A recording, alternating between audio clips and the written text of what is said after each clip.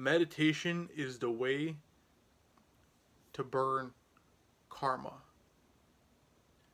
You see, when we are meditating, we are withdrawing our senses and turning inward and putting our attention towards our true self, our spiritual nature.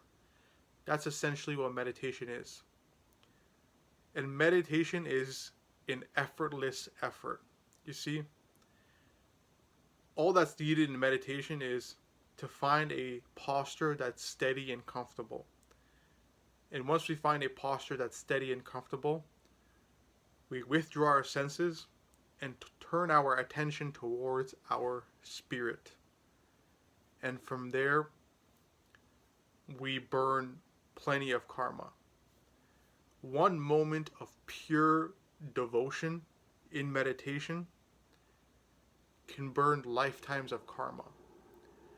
So meditation is a fast track towards enlightenment.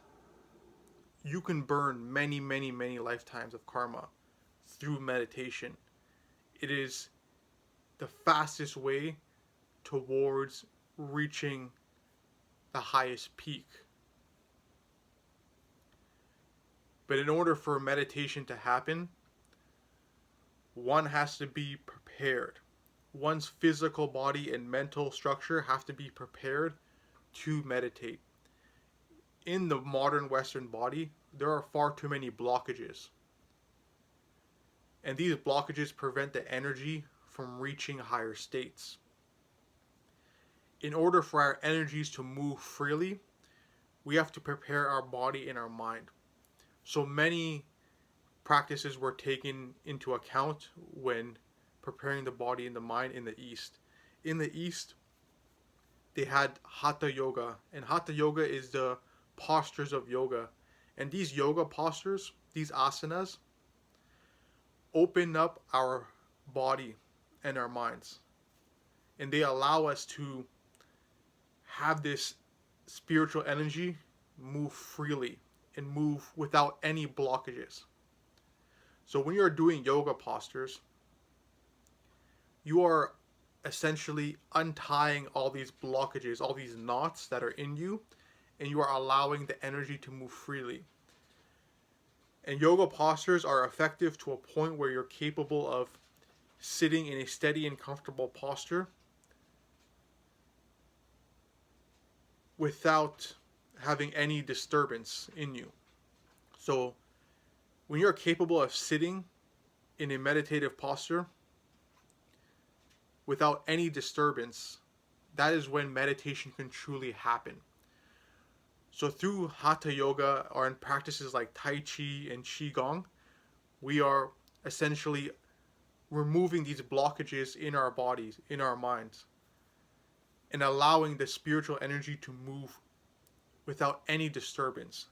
And only when that truly happens, when we remove these blockages, only then can we truly turn inward and experience our spiritual self.